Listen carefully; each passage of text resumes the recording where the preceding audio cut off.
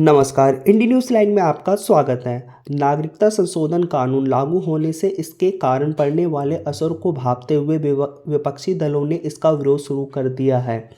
पश्चिम बंगाल, केरला और तमिलनाडु ने साफ कर दिया है कि वे इस कानून को अपने राज्यों में लागू नहीं होने देंगे। बढ़ते विरोध को देखते हुए केंद्रीय गृह मंत्री अमित शाह ने अब साफ कह दिया है कि सीएए संविधान के किसी प्रावधान का उल्लंघन नहीं है, साथ ही केवल केंद्र सरकार का नागरिकता से संबंधित कानून बनाने और उन्हें लागू करने का अधिकार है। अमित शाह ने एक इंटरव्यू में विपक्षी नेताओं पर तुष्टीकरण की राजनीति करने का आरोप लगाया।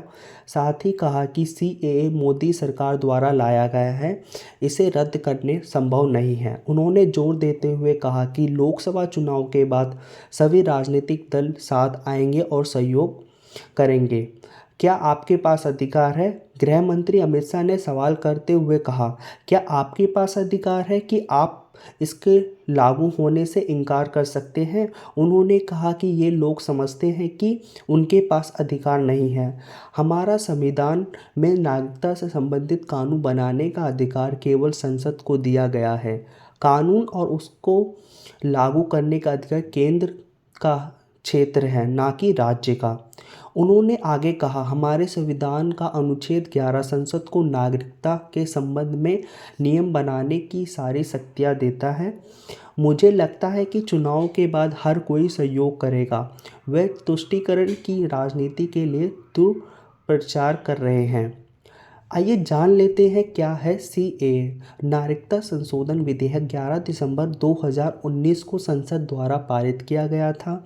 एक दिन बाद इस विधेयक को राष्ट्रपति की सहमति मिल गई थी। सीएए के जरिए पाकिस्तान, बांग्लादेश और अफगानिस्तान से आए हिंदू, सिख, जैन, बौद्ध, फारसी और ईसाइयों समुदाय से संबंधित अल्पसंख्यकों को भारतीय नागरिकता लेने में आसानी होगी। ऐसे अल्पसंख्यक 11 दिसंबर 2014 को या उससे पहले भारत में प्रवेश कर चुके हों।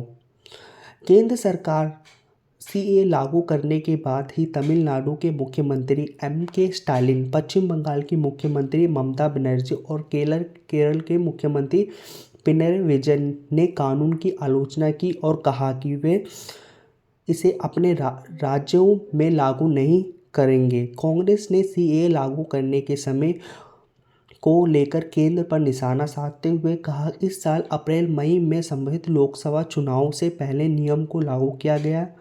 कांग्रेस के एक नेता कहा कि अगर 2024 में इंडिया गठबंधन सत्ता में आता है तो सीएए रद्द कर दिया जाएगा। अमित शाह ने विपक्षी गठबंधन पर निशाना साधा और कहा कि वे भी जानते हैं कि सत्ता में नहीं आएंगे।